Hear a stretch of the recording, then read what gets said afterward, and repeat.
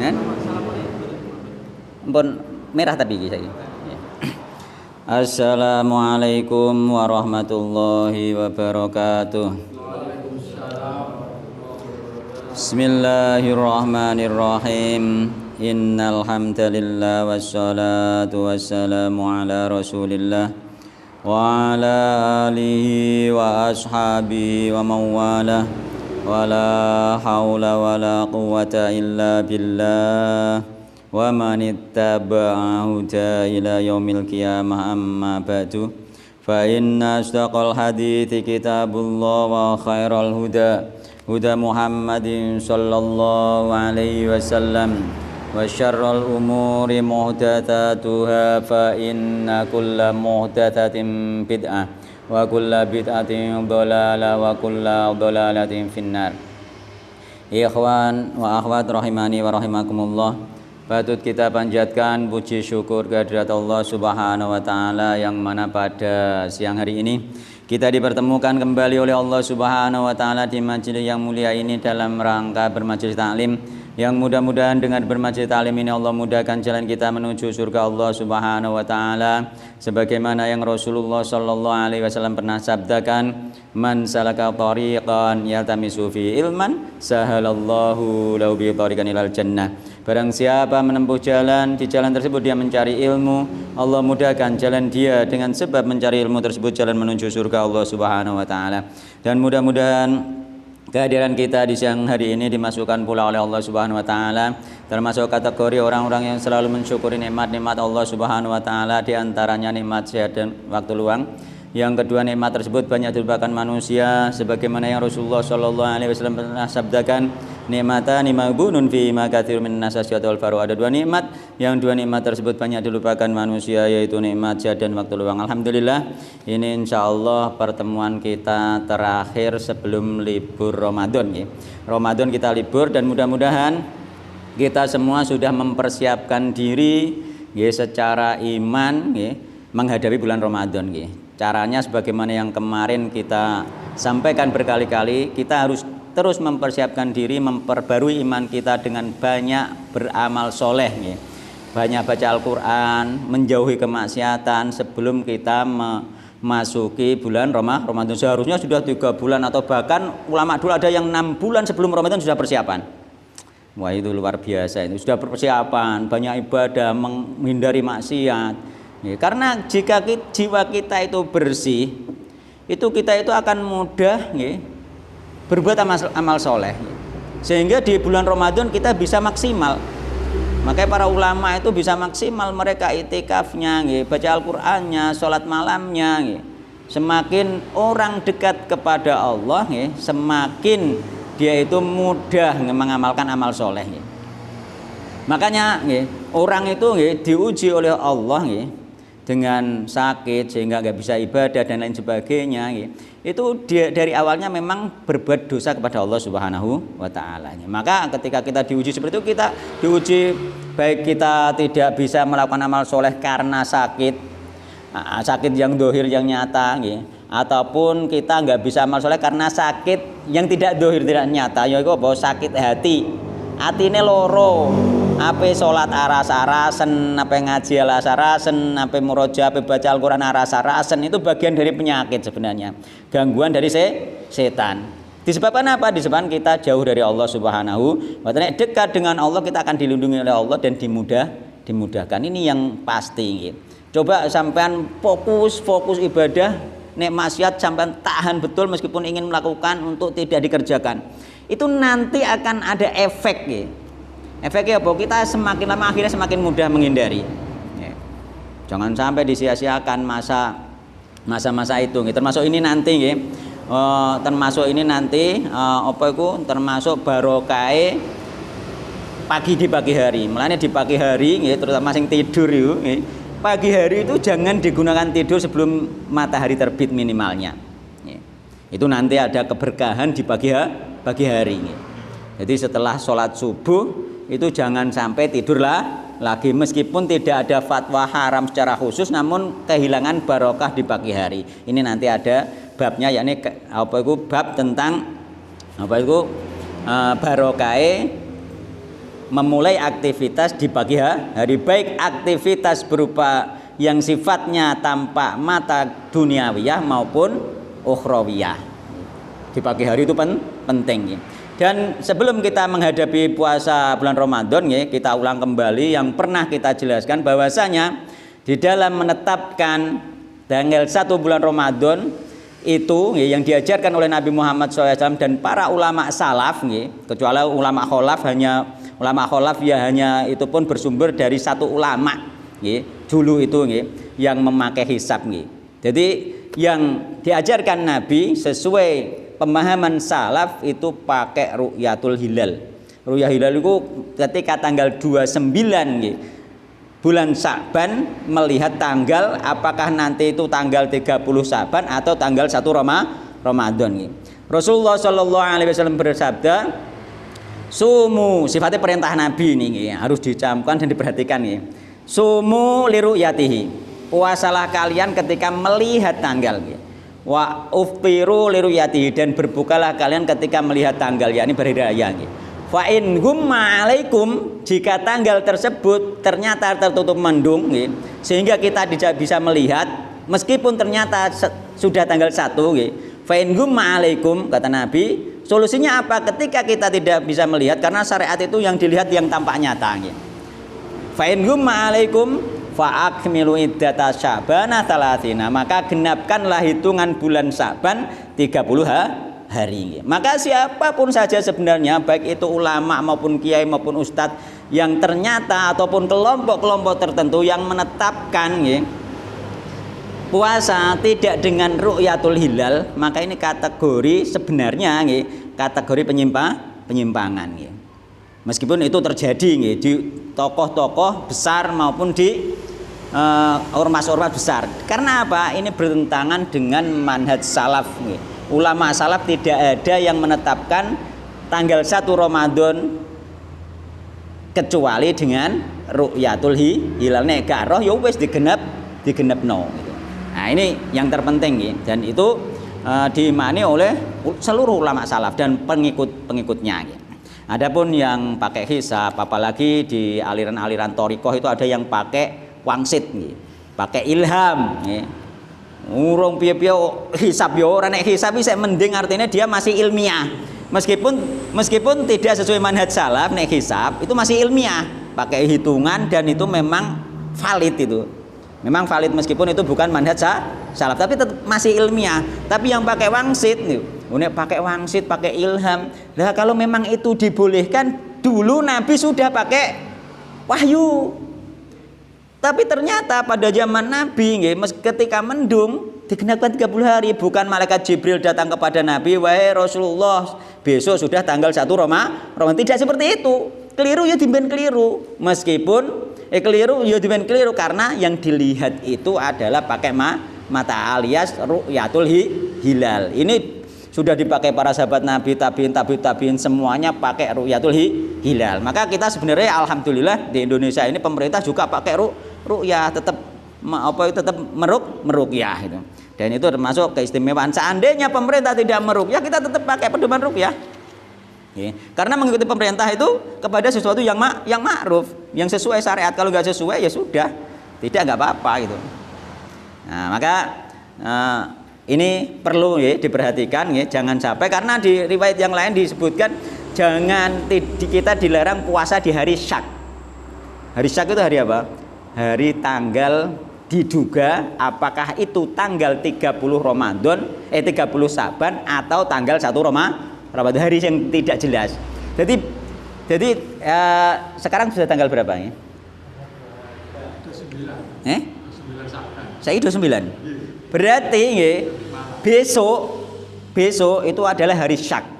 Artinya apakah besok tanggal 1 atau tanggal 30 Sa'ban. Ketika tidak diketahui dengan ru'yah, mata tidak melihat, maka ini dilarang Nabi di dalam hadis Bulughul Maram, dilarang puasa di hari syak, hari yang ragu. Ada larangane tadi. Larangane. Saumpama lingkunganem wis poso nggih, sampean keberatan atau keluargane wis poso, sampean keberatan umpama menunjukkan gak poso, yo embo-embo poso gak apa-apa, sing penting gak poso. Karena apa? Karena mungkin kok jangan-jangan nih nggak poso dikucilkan dan lain sebagainya, dikatakan melo aliran sesat dan lain sebagainya. Mungkin embo poso gak apa-apa, yang penting gak poso iku nek cara aku. Daripada menimbulkan permasalahan. Seandainya di lingkungan atau di keluarga yang sudah besok puasa, jika tidak bisa menampakkan diri atau tidak bisa berhujah, maka ya embo gak apa-apa dalam rangka menjaga keutuhan, menjaga agar tidak terjadi keributan dalam keluarga maupun dalam masyarakat. Nek poso gak iso, kareng kok sore itu apakah ada ru'yatul hilal atau tidak? Jika tidak, maka besok tidak puasa. Jika ada, maka besok puasa. Maka kita belum menentukan ya. Orang salaf belum menentukan kecuali nanti maghrib ya. Maghrib dilihat dulu. Nek sampean pengen ndelok ning nggir segara mungkin lebih ketok, atau sampean menek sing dhuwur ning menara. Lah iku masjid-masjid menara dhuwur-dhuwur ora dienggo nggo apa gitu lho. Iya toh? Menara dibangun tek pirang-pirang nganggur lho. Ya nganggur ta yo. Nganggur iku dipenek dadi ben ketok ngono. Asline kan ngono. Nggo ndelok ngono ketok juga bisa sebenarnya gitu loh. Tapi sing ana menerane lho nggih. Kalau dari sak kan kita enggak boleh. Ya boleh. Itu bagi orang yang meyakini kan itu sak, bagi yang enggak ya enggak apa-apa. Hari syak itu bukan di masalah keyakinan tapi di masalah apakah ada ruyah atau tidak. Syak menurut syariat bukan syak menurut pribadi. Gitu. Syak ragu menurut syariat dan ragu menurut pribadi itu beda. Sebagaimana menjijikkan menurut syariat dan menjijikkan menurut pribadi itu beda. Sampean belut jijik gak doyan mangan haram jijik gitu kan misalkan. Tapi secara syariat apakah itu haram? Tidak gitu. Jadi syak meragukan menurut syariat dan meragukan menurut pribadi itu beda. Dan jijik menurut syariat dan jijik menurut pribadi itu beda. Maka sesuatu yang menjijikkan itu haram, yakni jijik menurut syariat. Yang dimaksud jijik menurut syariat adalah segala sesuatu yang diharamkan oleh Allah maka itu menjijikkan. Sampai zina itu menjijikkan menurut syariat, tapi menurut yang pelaku zina gak jijik toh. Seneng toh. Gitu betul. Yang pelaku zina. Maka menjijikkan menurut syariat. Setiap kemaksiatan itu menjijikkan menurut syariat.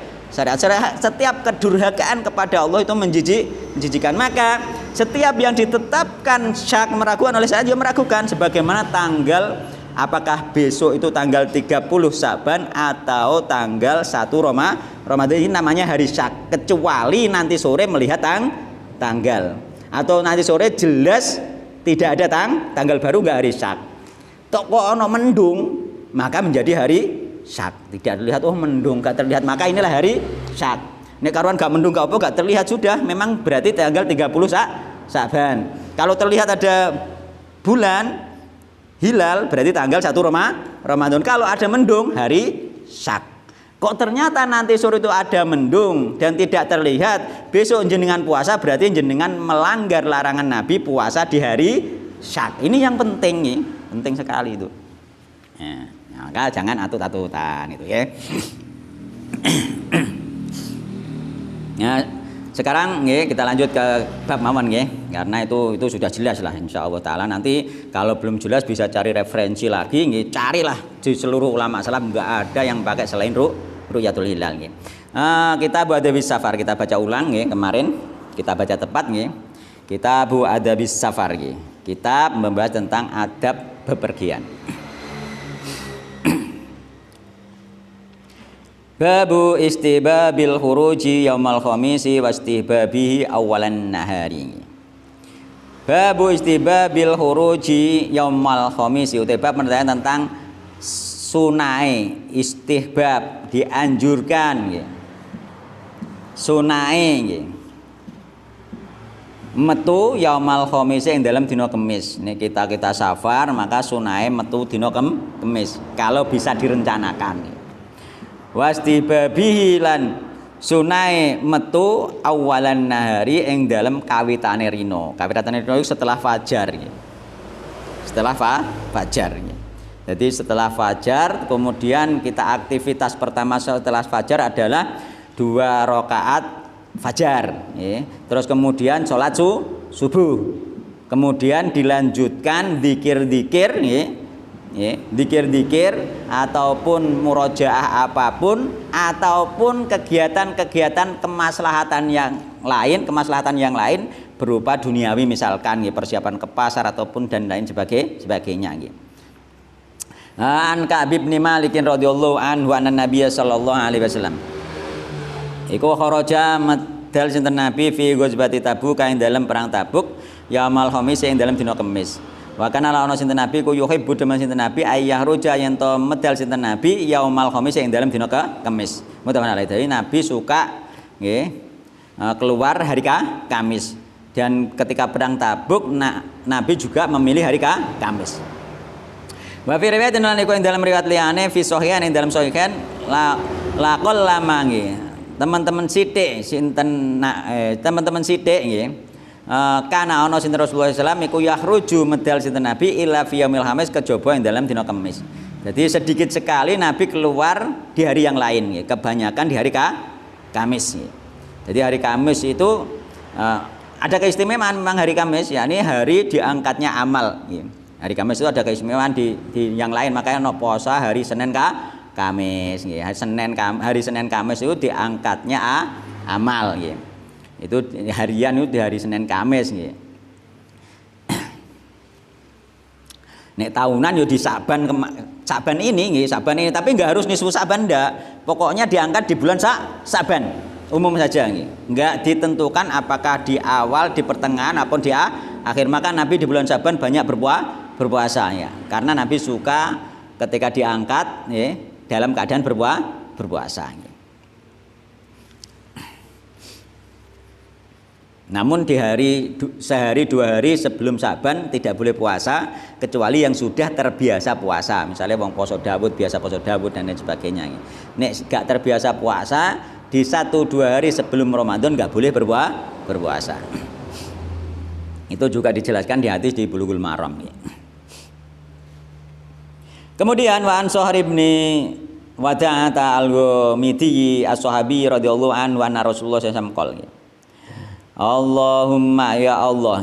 Nabi SAW bersabda yakni berdoa Allahumma ya Allah barik mungkin jangan paringi berkah li ummati kangge umat ingsun fi bukuriha ing dalem isu-isuane umat ingsun. Jadi di waktu bukur nggih, waktu pagi nggih, itu didoakan Nabi nggih, doa apa? Berkah nggih. Jadi sampai nek pengen oleh berkah dalam 1 hari nggih, ya pagi itu sampai jangan tidur. Bar subuh aja turu nggih. Insyaallah nek sampean bar subuh gak turu nggih, engko akan giat akan mendapatkan kebaikan barokah sampai akhir hari. Wa kana lan sinten Nabi ku idza ba'atha nalikane budal lagi Nabi syariatan ing apa iku pasukan perang au jaisan utawa tentara nggih. Ba'atha mongko ngutus sinten Nabi hum ing nggih. Pasukan perang atau tentara mau min awalin nahari saking kawitane rino. Jadi setelah apa mulai fajar, mulai persiapan ya, tapi yo salat subuh dan zikir dulu. Bahkan ana sinten Sahrun nggih. Sinten Sahrun, Sahr nggih, yakni iki nama seseorang nggih. Iku rajulan wong lanang tajirun kang tukang bakulan, wong bakulan. Fakana mengkono sinten Sahr ini pedagang nggih.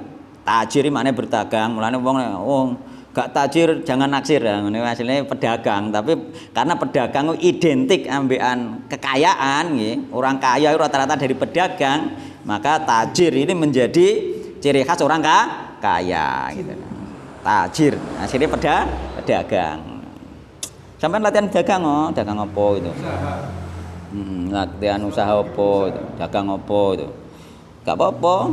Dari awal-awal orang kadang dagang yang sepele kok dagang minyak wangi. Suwe-suwe dia yang penting gelem berusaha itu Allah nanti akan memberikan jalan ya. Apalagi wis nikah iki orang nikah iki. Ini menawa bapak mantu iki cocok iki ya. Dia wis gelem ngaji sunah iki.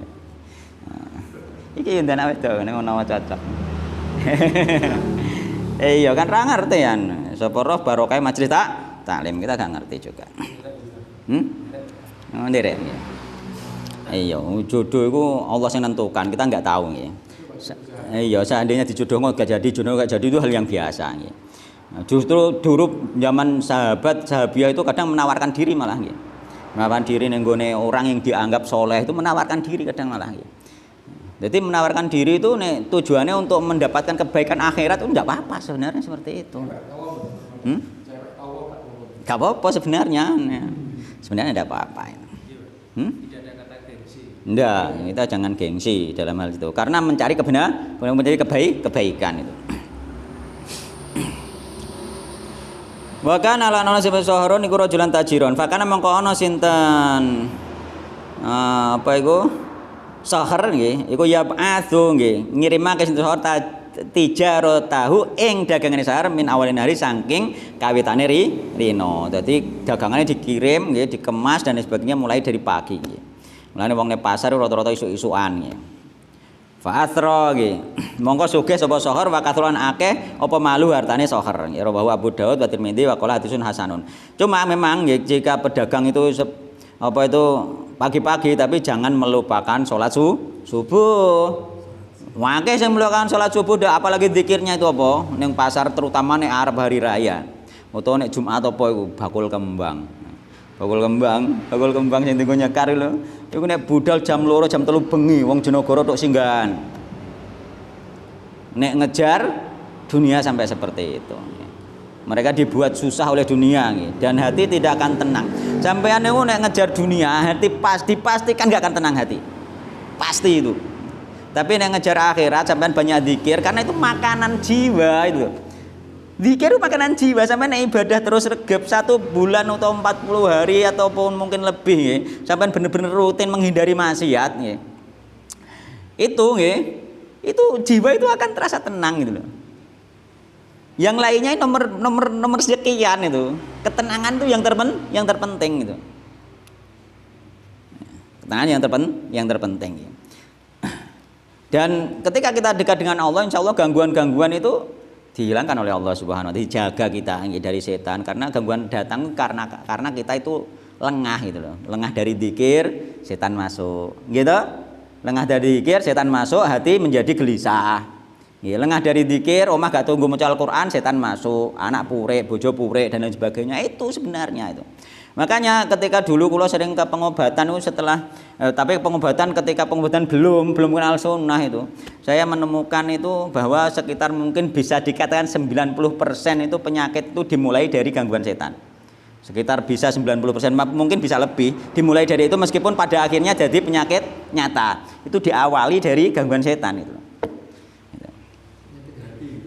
Penyakit hati apalagi itu yang lebih berbahaya ini. Penyakit fisik misalnya kasus bayi sungsang, kasus lahiran sesar, itu rata-rata diawali gangguan ketika kita nggak mau berdoa kepada Allah Subhanahu wa taala. Karena tak ceritakan balik-balik kan, pernah ada termasuk ikhwan kita itu yang dulu itu ternyata ketika bayinya di USG itu sungsang.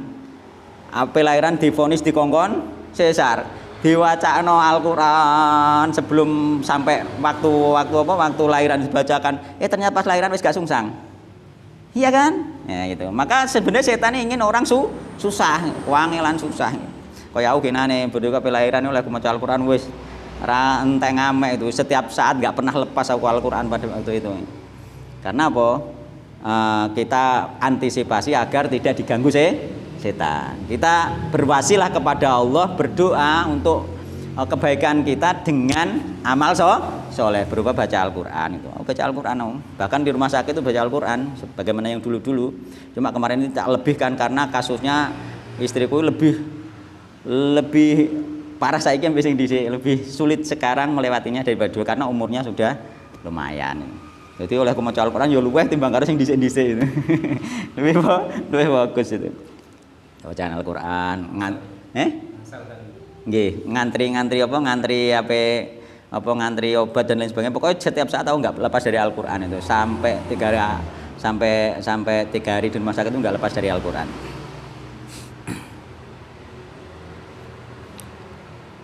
Itu karena apa? Kita berdoa kepada Allah. Nek awak dhewe ingin berdoa dan mantap, itu kita harus amal soleh. Yakni amal soleh tadi dibuat wasilah.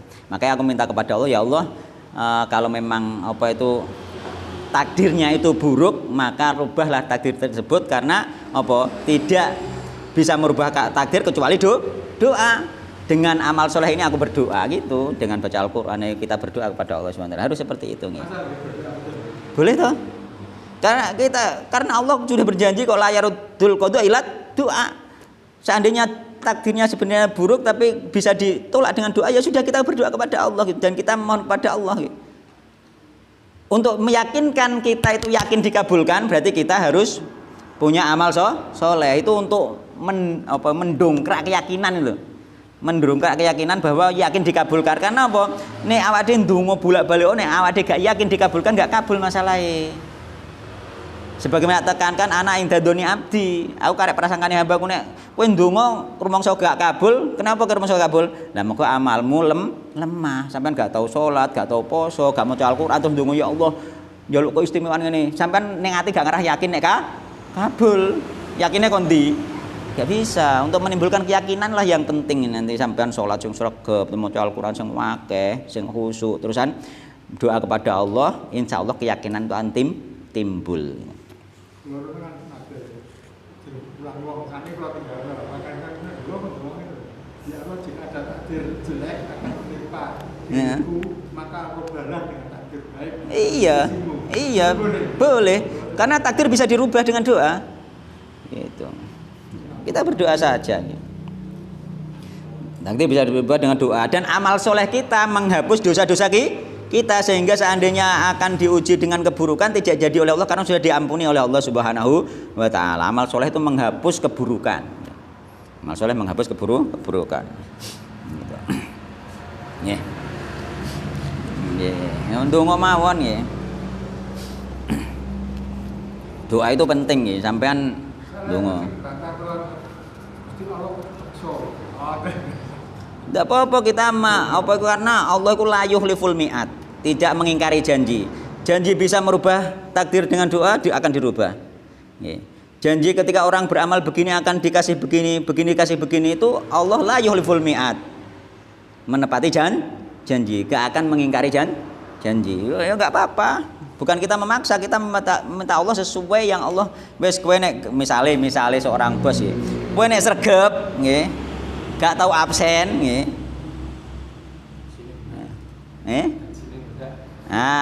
Selama mungkin 6 bulan tak ndakno gajimu. Bisa atau tak kasih bonus kan bisa. Nek sregep sampai 1 tahun ini tak kasih sepeda motor besok itu. Ketika di akhir gajian untuk tunjangan hari raya Idul Fitri misal tak kasih sepeda motor kan terserah toh.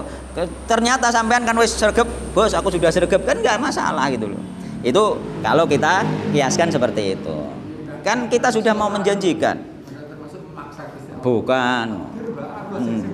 Enggak, Allah minta sendiri kok, Allah yang memberitahu bahwa la yardul qada ila doa, tidak akan bisa menolak takdir kecuali doa. Berarti Allah memberi nek berdoa, takdirmu bisa berubah gitu loh. Ya sudah, kita doa saja. Jangan pesimis. Misalnya sampean kondisi ngaji dedel, berdoa kepada Allah minta gak dedel. Itu kok ngapalno sulit, minta kepada Allah untuk ngapalno gak sulit gitu. Karena kita nggak bisa mengandalkan diri kita sendiri. Jadi dalam bab ini ya dulul hadis al awal ala annatiyaro yaumil khamisi libtida'is safari minas sunani al mustahabbati. Hadis ini yang pertama ini menunjukkan bahwasanya memilih bepergian di hari Kamis, mulai bepergian di hari Kamis ketika safar tadi itu termasuk sunnah yang dianjurkan. Ya Nabi sallallahu alaihi wasallam yuwadibu alaihi, karena sesungguhnya Nabi Muhammad SAW sering melakukan safar tersebut fi aktsari asfarihi, di hari Kamis tersebut di banyak safar Nabi Muhammad sallallahu alaihi wasallam. Wa yadullul hadis atsani, sing hadis kedua menunjukkan ala fadilatul bukur, apa itu keutamaan isu nggih. Wa anna fi awalin nahari barokah, karena di awal siang itu ada barokah. Khossatun da'a bihan Nabi sallallahu alaihi wasallam li ummati. Nabi mengkhususkan nggih, mendoakan umatnya nggih di pagi hari. Allahumma barik li ummati fi bukuriha. Maka Nabi Muhammad, kita umat Muhammad ini akan mendapat barokah di pagi hari. Nek pagi hari tadi kita tidak tidur. Kenapa kok nek tidur kan mesti oleh barokah, tidur kan juga ibadah, kesampean kok ngono malahan kan. Maka tidur untuk menghindari maksiat juga ibadah, misalkan sampean ngono. Ini pemahaman para sahabat Nabi Muhammad sallallahu alaihi wasallam. Dulu Ibnu Mas'ud ketika habis subuh didatangi sahabat yang lain, minta izin, monggo minta izin untuk masuk nih, dikasih izin oleh Ibnu Mas'ud. Ternyata apa? Enggak masuk. Jadi sahabat bar salat subuh namu ngene nggone Ibnu Mas'ud. Dadakan gak gelem mlebu, jare Ibnu Mas'ud, apa sing ngalangi ke gak mlebu itu?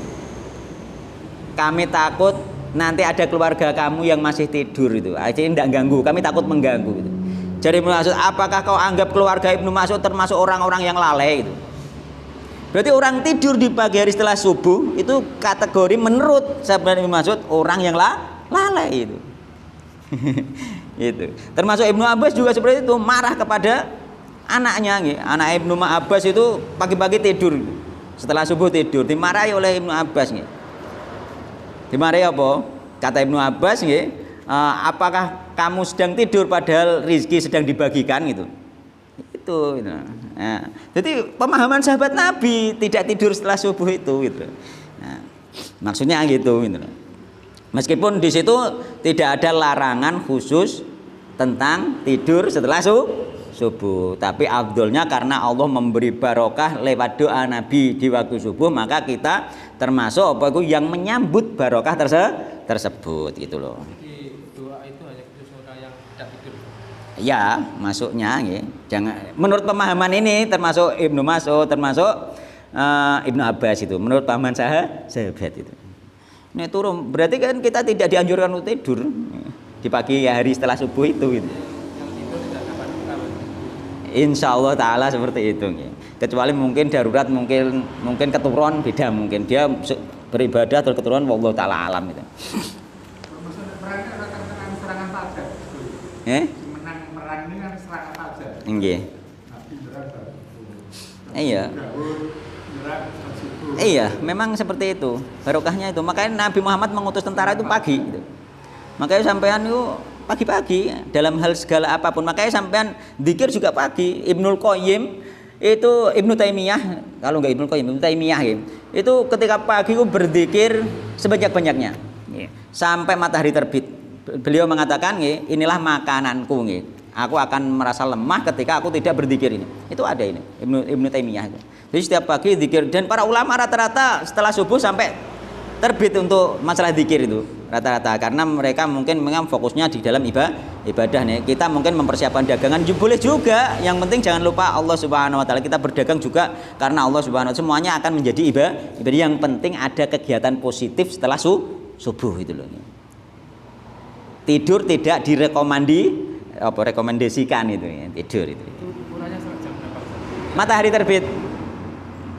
Sampai matahari terbit itu minimalnya nggih. Kalau ukuran yang lainnya aku nggak tahu, yang jelas nih coro kula paling enggak sampai setelah sholat duha lah kita tidur. Ini pengen turun mungkin jam 10-11 itu masuk, nanti kok tidur siang insyaallah gitu. Tapi nih di bawah itu jangan, itu waktu-waktu kegiatan positif gitu. Tapi yang paling terpenting itu dari sholat subuh sampai matahari terbit itu. Karena di situ ada keistimewaan tersendiri. Setelah itu nek darurat gak apa-apa nek cara kula, tapi setelah itu tetap jangan tidur nggih. Tidur engko nek jam sekitar 10 atau 11 lah.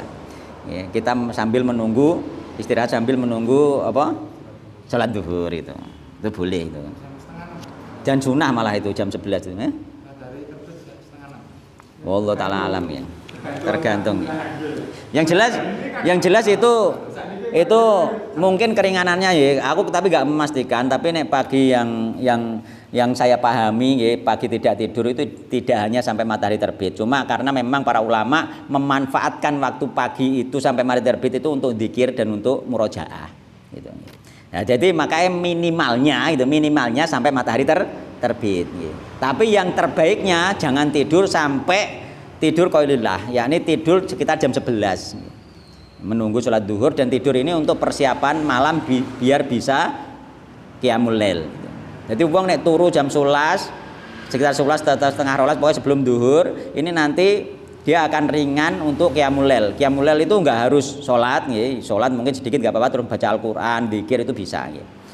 Jangan sampai kita setelah isya justru enggak tidur sampai jam 12, akhirnya jam 1 lagi tidur, engko bar subuh tidur lagi. Itu jangan. Itu kebiasaan yang buruk gitu. Kebiasaan yang baik itu setelah isya sebenarnya tidur gitu. Nabi kan setelah sholat tahajud kan untuk menunggu subuh Tidur. sebentar. Boleh toh itu. Memang Tapi kan memang ya ada sunahnya itu. Nah, untuk menunggu subuh ya, itu tidur sebentar ada sunahnya memang. Ada sunahnya memang. karena udah tidur sebentar baru gerak sebentar. Dan itu memang berat, makanya orang-orang yang bisa saja sing gak iso ya kebacot sampean gitu. Kebacot padang ras itu subuh malah sampean itu.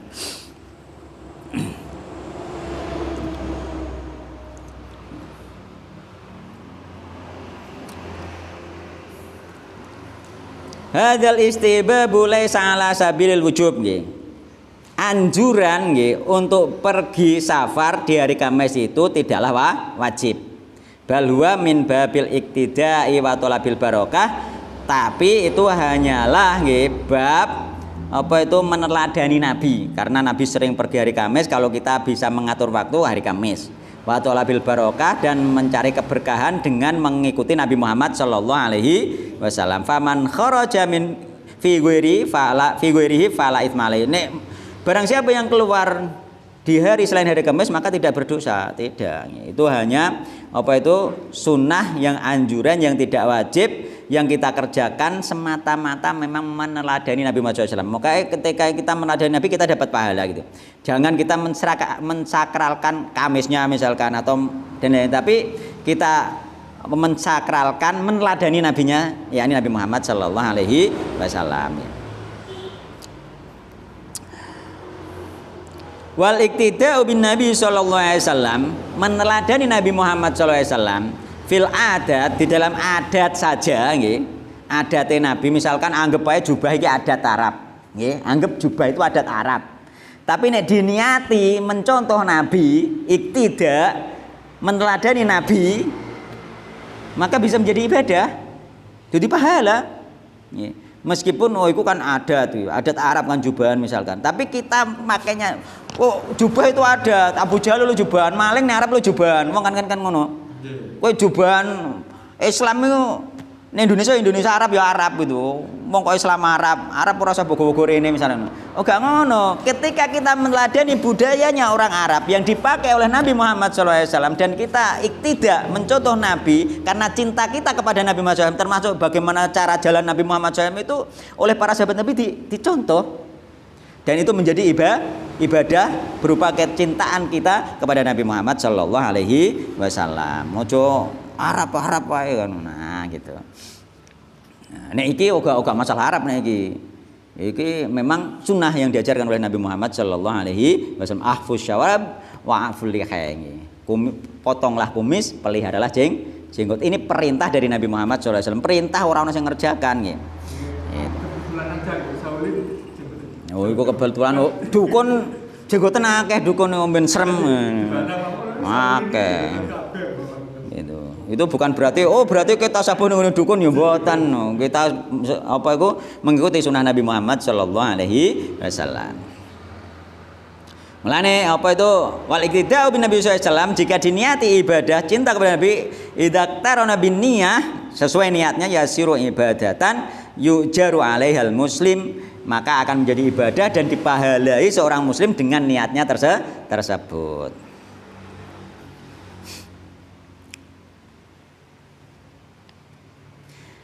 Dan juga nggih di waktu pagi tadi nggih bukur itu ana sing ngarani tadi setelah matahari fajar sampai matahari terbit, itu ada yang mengatakan seperti itu memang ya. Bahwa waktu nasyat nggih, waktu giat.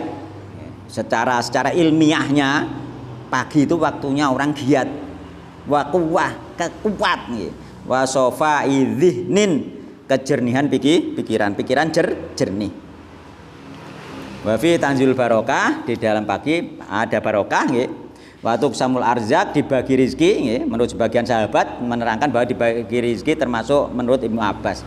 Wa takunul amalu fihi atamma wan anjaha nggih. Amal di pagi hari itu atau amal apa saja baik dunia akhirat, bekerja di pagi hari itu lebih sempurna keberhasilannya. Makanya bekerja itu tetap pagi hari, orang kok malam hari itu beda itu. Walidzalika kana sahabatu wassalafu yuhibbuna ayyabtadi'u a'malahum fis sabah. Dan para sahabat dan salaf mencintai memulai pekerjaan mereka dari pagi hari. Sawaun fis safar, baik di dalam bepergian, awit tijarah, dalam berdagang, au sairil masori, atau segala macam kemaslahatan yang lainnya.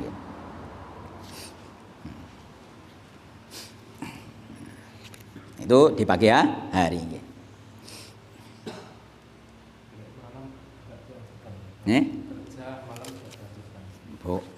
Wallahu ta'ala alam, tapi boleh gitu, tapi nggak ada larangan. Cuma di dalam ayat Al-Quran memang malam waktunya tidur. Kalau kerja malam itu jangan sampai larut malam, minimal jangan sampai melewati jam 10 malam, karena jam itu waktunya tidur dan untuk kesehatan. Udah, jangan sampai, sebenarnya seperti itu sebenarnya, jangan melewati 10 malam. Nggak ada larangan, cuma tidur larut malam itu juga dianjurkan tidur, anjurannya tidur tidak larut malam.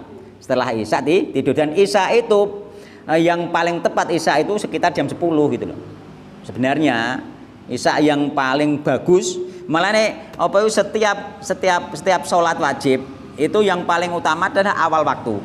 Yakni subuh awal waktu, duhur, asar, maghrib awal waktu. Tapi Isya yang paling utama itu di akhir.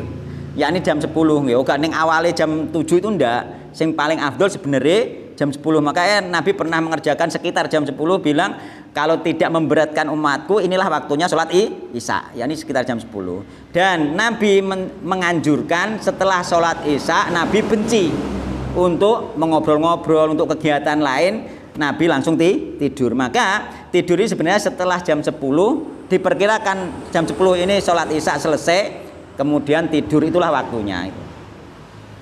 Jadi lewat jam 10 itu tidak dianjurkan untuk melean, tidak dianjurkan untuk ngobrol-ngobrol.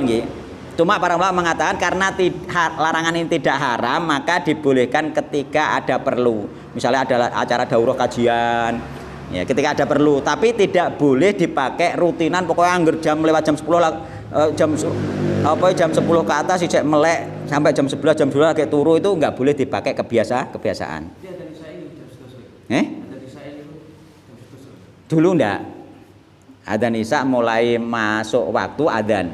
Cuman para sahabat menunggu Nabi keluar. Pernah suatu saat menunggu Nabi keluar sampai sekitar jam 10-an itu. Untuk menunjukkan Nabi inilah afdolnya sholat Isya. Seandainya umatku tidak keberatan. Tapi praktek Nabi karena mengimami jamaah kaum muslimin, maka dipakai yang ringan di awal waktu. Bukan batas akhir, cuma afdoliyahnya. Nah, seandainya ada orang mempunyai pondok pesantren, terusan mengambil waktu yang paling utama Isya jam 10 untuk para santrinya, sebelum itu semuanya belajar, terus jam 10 lagi Isya bareng-bareng santrinya, dibuat peraturan di pondok, itu boleh. Tapi ini masyarakat umum nggak boleh, masyarakat umum, karena akan memberatkan masyarakat umum. Jadi tokoh atau imam itu memperhatikan lingkungan pondok kan, karuan aturan pondok kan harus ditaati, hal yang biasa.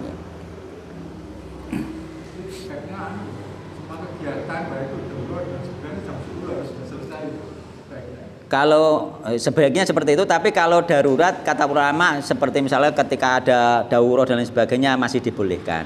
Tapi sebaiknya memang jam segitu sudah harus mulai selesai. Nabi sekali.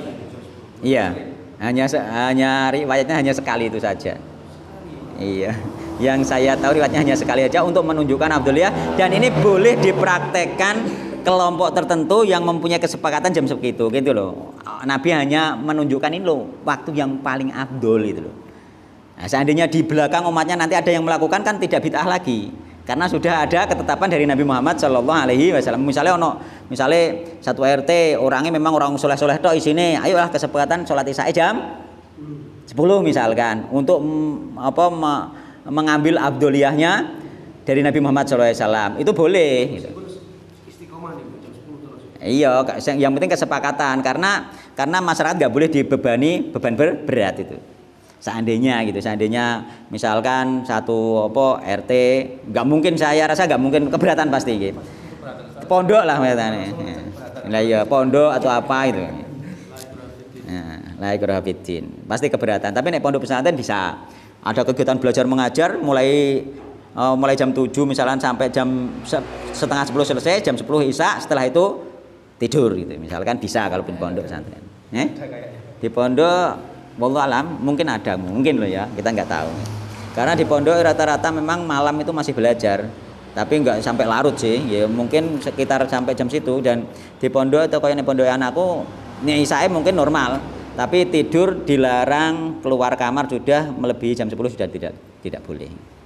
Karena mana itu jam-jam akhir sebenarnya itu. Itu masih boleh terawih di tengah malam. Nabi itu boleh tengah malam. Nabi itu jam berapa itu? Cara sekarang? Punya tahajud tengah malam. Yang jelas riwayatnya itu yang saya tahu Nabi keluar sholat malam itu kan, qiyamul lail, tapi sebelum tidur. Berarti waktunya ya Isya itu. Iya. Iya, Isya akhir itu sekitar jam 10-an mungkin atau jam 9 lah mungkin ya. Yang jelas sholatnya Nabi qiyamul lail di bulan Ramadan itu sebelum tidur. Karena seandainya setelah tidur maka oleh para ulama dikatakan tahajud.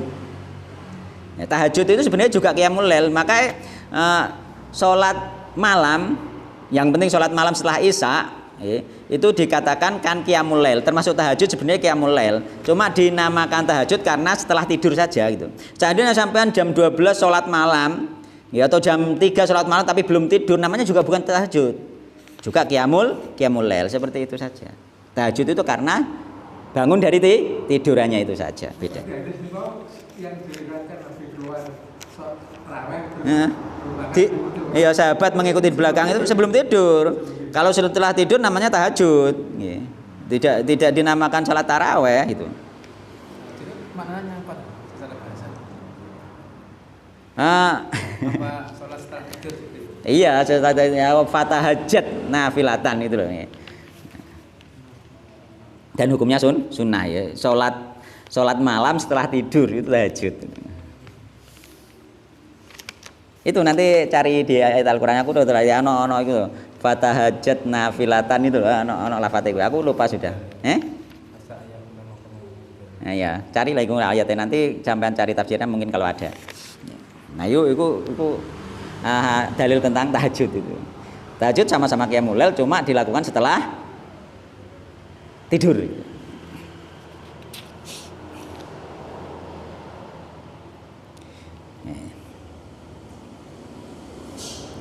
Ya, jadi mengikuti Nabi, mencontoh Nabi di hal-hal yang bersifat duniawiyah pun nggih, itu akan dipahalai ketika niatnya niat soleh, niat apik nggih.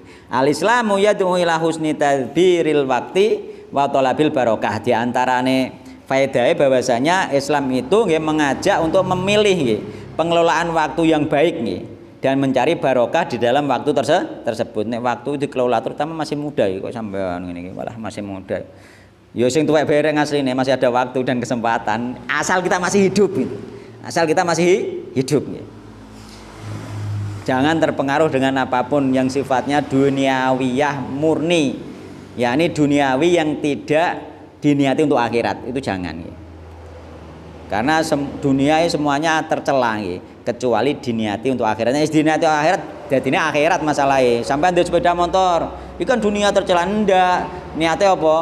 Minimal gak nyilek tanggane, ya toh? Tinggo ngaji, tinggo sholat, tinggo transportasi keluarga, nggih. Tinggo dagang niatnya juga untuk menafkahi keluarga, semuanya jadi amal soleh. Sudah piye? Dimodifikasi boleh-boleh saja, cuma jangan sampai boros gitu. Dimodifikasi boleh saja, cuma jangan sampai modifikasi yang melanggar aturan pemerintah lalu lintas ini. Pokoknya kenal potdrong, meskipun itu mau diolehno karo pemerintah tetap haram, mengganggu orang lain. Iya, cah nom biasa atau dimodif, tapi bane yo coba cuwilikno iku bahaya. Berarti sesuatu yang membahayakan haram. Jadi ban sing gak standar terlalu cilik sehingga berbahaya itu haram. Karena apa? La dororo wala diroro. Itu yang pertama. Terusan kenal potdrong haram. Kenapa? Mengganggu orang lain itu. Iya. Berbuat dolim. Itu seperti itu. Jadi kabeh nanti dilihat akan kelihatan kok setelah itu dilihat. Tapi misalnya modifikasi gak sesuai terlalu banyak biaya itu nanti masuk kategori pemburusan. Boros itu nggak boleh nggih. Mubadir nggih. Innal mubadzirina kanu ikhwanas syayatin. Mubadir itu temannya setan. Setan seneng wi. Sampeyan duwe temilang nganggur gak dadi apa-apa. Nek sekedare nggo pantesan sekedare ndak masalah. Sekedare saja kita nanti akan bisa melihat sekedare ambek berlebihan akan melihat. Ya akan bisa melihat nggih. Nah, apakah itu sekedare atau berlebihan sehingga menjadi mubadir. Innal mubadzirina kanu ikhwanas syayatin. Jadi sesuatu yang mubadir itu tidak boleh. Iya. Iya. Nek aku gak pernah, alhamdulillah gak pernah. Bahaya gak boleh. Jadi pemerintah lalu lintas gaya aturan itu sebenarnya yo sesuai kemaslahatane masyarakat gitu loh. Kon nganggo helm itu yo kemaslahatan sebenarnya itu. Karena membahayakan kalau nggak pakai helm. Terutama ketika perjalanan jauh karena apa? Banyak kendaraan yang lain itu. Kecuali nek sampai nek sawah itu mungkin hal yang lain tidak terlalu membahayakan gitu. Nggak pakai helm insya Allah masih dimaafkan. Karena nek sampai lunga Tuban, Bojonegoro atau keluar kota gak helman itu berbahaya sekali itu. Ya, tapi nek sawah ngarit itu insya Allah mungkin ada toleransi di situ. Ya, karena tidak terlalu berbahaya dan tidak terlalu hilir mudik untuk kecelakaan dan mungkin numpaknya ya santai-santai turut galeng, turut kali ngene iki wae gitu. Iya.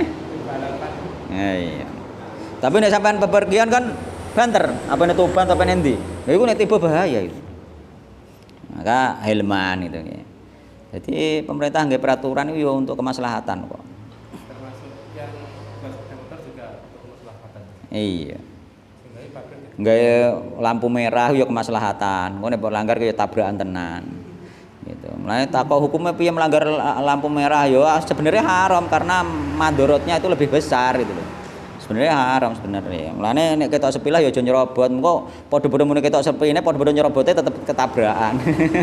Kabeh pedumane sepi, kono ya padha wae ngono. Sabar wae ngonteni lampu merah sedelok ya. Mari ra ono polisi, sing diwedeni polisi. Padahal aturan itu mengikat sebenarnya untuk kaum muslimin mengikat sebenarnya karena untuk kemaslahatan untuk orang banyak ya. Jadi termasuk bepergian tadi nggih. Bepergian itu nggih ada adab secara syariat, maka bepergian itu tidaklah murni berpindah dari suatu tempat ke tempat yang lain diatur oleh syariat. Maka kita ikuti aturan-aturan tersebut. Ini kan ada nopo. Nah. Napa? Sing cerita Supro niku sing keluar dagang sing terakhir. Nggih. Hanya tulisannya Hasan, hadisnya Hasan. Hadisun Hasan ya. Hadis Hasan sudah bisa dipakai. Nah, kita maksudnya dari hadis nopo? Rawa Abu Dawud. Abu Dawud. Wa Tirmidzi. Abu Dawud. Abu Dawud dan Tirmidzi. Hadisnya Hasan. Ya, hadis Hasan. Boleh dipakai. Makanya sampean nggih kegiatan jualan, nggih. Coba wae sampean ini praktekkan dengan penuh keimanan. Nggih. Tapi dekat dengan Allah dulu tenanan nggih. Praktekkan dengan penuh keimanan. Dagangannya sampean opo wae, pekerjaannya opo wae, coba ini praktekkan tapi dengan penuh keimanan loh ya dengan hadis ini bahwa sampean dagang opo wae, siapkan dagangnya sampean ketika pagi hari. Meskipun ora ape budal. Coba ae, kita nggak tahu. Dengan sebab kita itu berharap ya, sebagaimana hadis ini, keyakinan di hadis ini sampean dapat barokah gitu. Iki barokah gak sekedar dia dicukupi oleh Allah secara qanaah, enggak maksudnya qanaah hati ini tidak, tapi secara materi juga dicukupi. Makanya kan dikatakan apa? Fa kana yab'atsu tijaratahu min awalin nahari fa athra wa katsura. Fa athra mongko dhek sugih. Nek sugih tok bisa jadi karena nrimo. Wong nrimo kan sugih, cukup. Ning kene ditambahi wa katsura maluhu. Hartane akeh. Berarti enggak sekedar cukup merasa cukup saja karena hartane saithik lah nek merasa cukup juga sugih kaya, tapi ini ditambahi wa katsura malu hartane akeh gitu lho. Wallahu taala alam nggih. Nek kula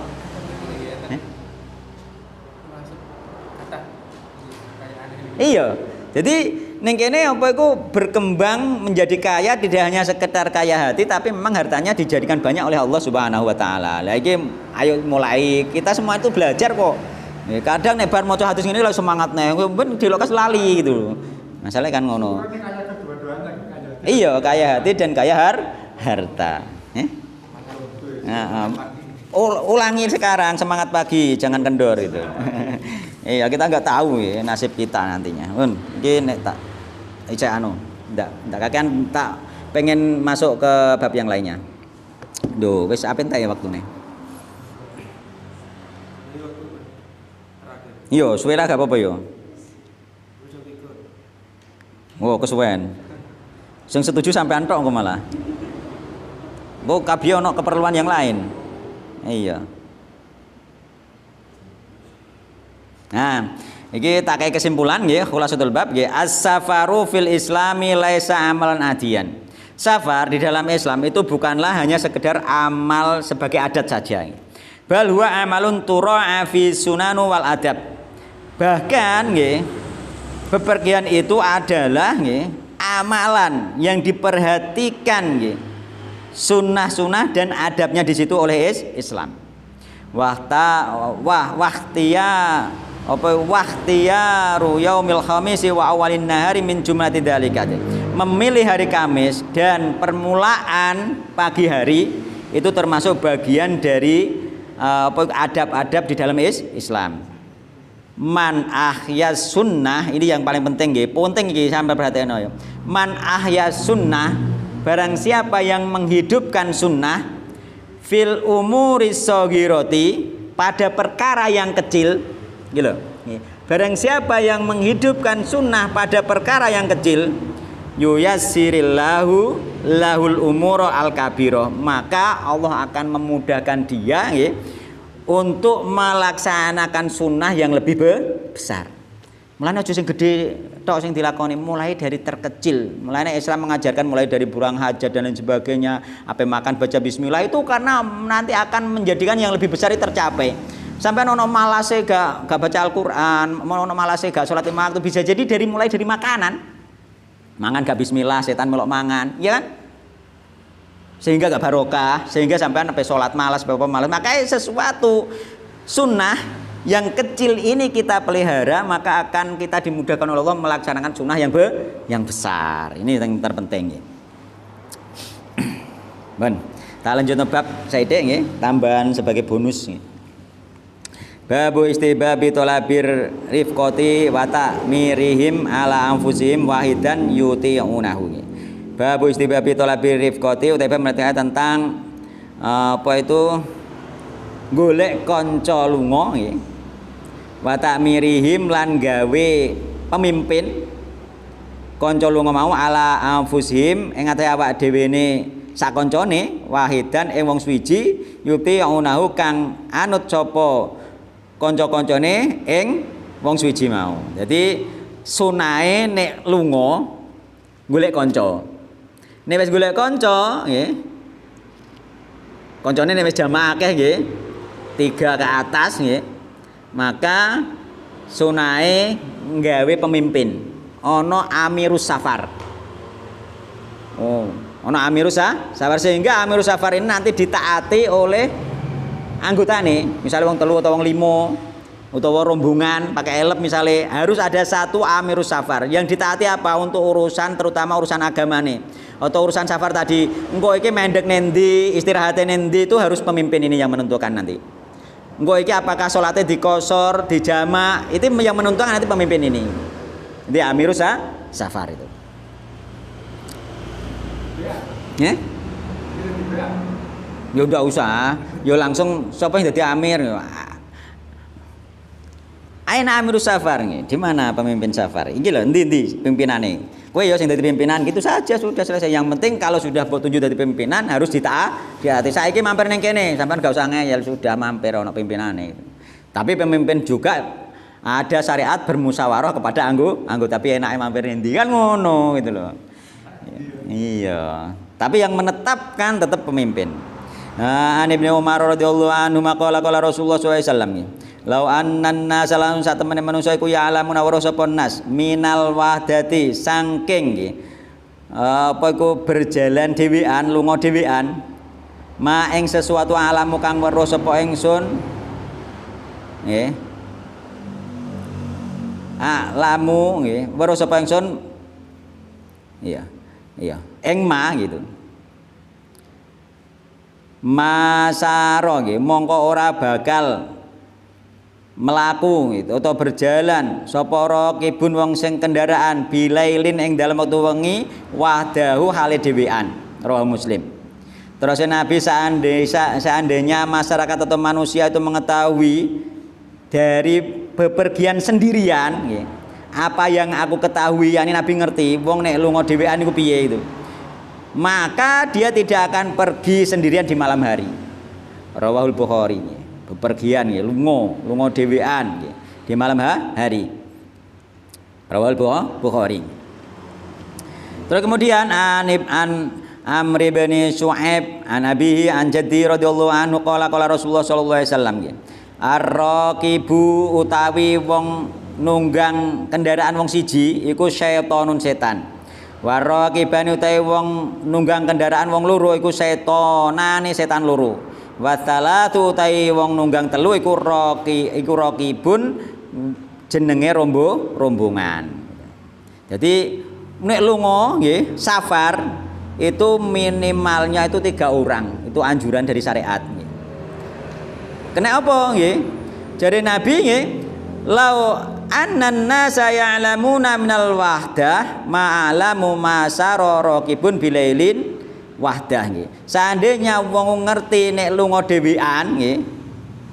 Nek lunga dhewean nek ngerti. Yakni maksudnya apa nek bisa tersimpan nek ngerti apa? Nek dhewean bisa jadi kan safar ya adoh ya, bisa jadi sakit.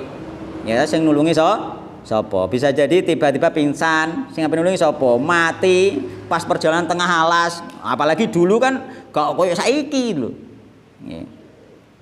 Utawa dirampok. Sapa sampai nulungi dedep dirampok dipateni dilebokno ning gone kebun tebu misale. Ilang kan? Nah, tapi nek ana kancane kan beda. Itu maksudnya Nabi Muhammad SAW di antaranya ulama mengatakan seperti itu. Ada kemungkinan yang terjadi untuk orang yang sendirian nggih. Ma'alamu nggih. Bisa bahaya fisik nggih, berupa apa kok perampokan nggih, binatang buas apalagi zaman dulu nggih. Utawa kecelakaan dan lain-lain, maka enggak ada yang menolong nih dhewean. Bahaya maknawi misalnya gangguan setan, rasa takut berlebihan, gangguan setan bisa sampean nek dhewean, lunga-lunga demlane sampean nek kanca iki roh apik ta ora iki nek wis tau lunga bareng. Maka wong nek keluar konggone daerah iku biasane ning daerah ketok khusulah kadang ning luar pencilaan. Nek dhewean, gak ono tanggane liyane. Nek ambek wong loro isih bahaya juga, wong loro kadang isih iso sepakatan, tapi nek wong telu angel kon sepakatan. Gitu. Mulane wong-wong sing mergawe ning Malaysia, apalagi sing aduh ngono kuwi ning Jakarta ngono ae wis, Surabaya kadang ning kono wis pencilaan ning kene ora lah iku. Maka rumangsa gak roh tanggane dhewean itu. Ning gone Malaysia iku malah wis jarene malah sing wis bar tau-tau nek cerita iku wong sing mergawe ning kono wis rusak-rusak ning kono malah. Ora ana tanggane. Mulane nek lunga metu iku delok wong iku kancane wong kula apik, ki tau lunga ta ora. Zaman salaf wis ngono takoke, nek ngaran wong apik ki tau lunga bareng wong ku ta ora itu. Nek lunga dhek piye kondisine? Apakah dhek lunga cek tetep apik, nek tetep apik wong apik tenan itu. Nah, wis adoh wong ora ora sapa-sapa ya. Nah, terus gila-gila sak karepe dhewe. Iku antare gangguan maknawi batin. Mulane ning kene mang apa? Wong apa ar-raqibu setan, wong sing lunga dhewean setan maksudnya apa? Maksudnya mudah diganggu setan. Ora wong emang setan mboten ngono lho. Mudah diganggu setan ya, ngono lho. Mudah sasaran empuk setan gitu. Mudah diganggu. Nek ar-raqibani wong loro ya isih mudah diganggu setan, mulane setonane isih mudah diganggu wong loro iku. Tapi nek wong telu insyaallah digawe tidak mudah diganggu setan insyaallah taala nggih. Ora ape mlete lunga nek wong telu insyaallah seperti itu nggih. Masih belum kuat nggih, masih bisa dimasuki setan. Iya. Nih. Jadi mlaku bengi iku diantara ulama itu mengatakan makruh nggih. Nek gak ana kancane makruh lunga bengi dhewean safar iku makruh nggih dan berbahaya jika tanpa kebutuhan. Tapi para ulama membolehkan boleh jika ada hajat, keperluan dan keamanan terjamin. Koyo ning kene sampean lunga ning kono nggonku ning gone nggo terus ning gone kowe keamanan terjamin enggak? Insyaallah enggak ada masalah. Nggih, keamanan terjamin dan apa itu tetap bertawakal kepada Allah, tetap berdoa nggih. Tetap berdoa. Ya bismillah tawakkaltu Allah la haula wala quwata illa billah. Tapi nek safar jauh boleh bolo, nek gak oleh bolo ya paling enggak di keramaian insyaallah. Sebagian ulama juga mengatakan bepergian zaman sekarang terutama sing banyak lalu lalang ngeten iki insyaallah masih aman gitu.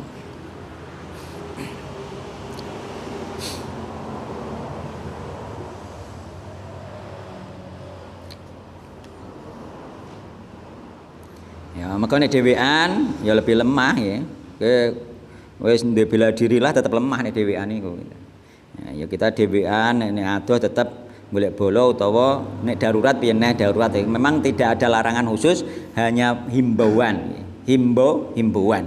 Sing apik iku nggo kanca ya. Mudah-mudahan kita nek lunga ya ora pencilaan kaya nene omah nggih, mudah-mudahan nggih. Karena apa pencilaan itu gambaran asli nggih. Gambaran asli nek njaba mergo apa mungkin amalnya kurang nggih. Ning omah kan perkara roh tanggane, roh keluargane ya.